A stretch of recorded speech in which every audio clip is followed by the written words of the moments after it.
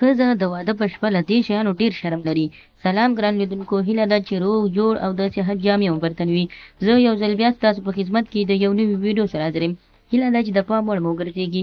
تر هر څه دمخه باید یادونه وکړم، که زموږ چینل مو نه وي سبسکرایب کړی نو زموږ چینل سبسکرایب کړئ او په خوا کې ورسره د ګونګړي نشان مو ووهئ. مننه. ښځه د واده په شپه له څو شیانو څخه شرم لري.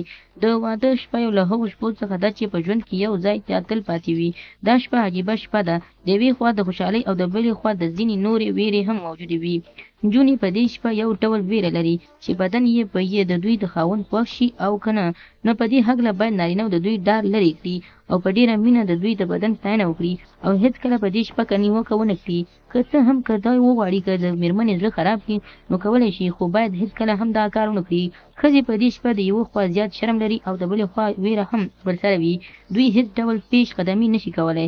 له همدې کبله په دې شپه باید نارینه د هر څه پیل وکړي.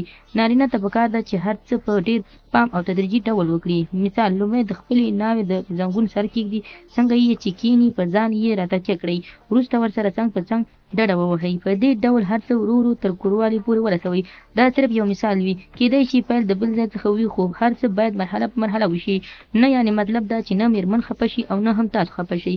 یعنې بسم الله باندې شروع کړئ، هغه طریقه استعمال کړئ کوم چې زموږ او تاسو په دین کې ده، نه هغه طریقې یا هغه کارونه چې زموږ او تاسو د دین څخه بهر دي او نور خارجیان یا هم د نورو ملکو خلک یې کوي.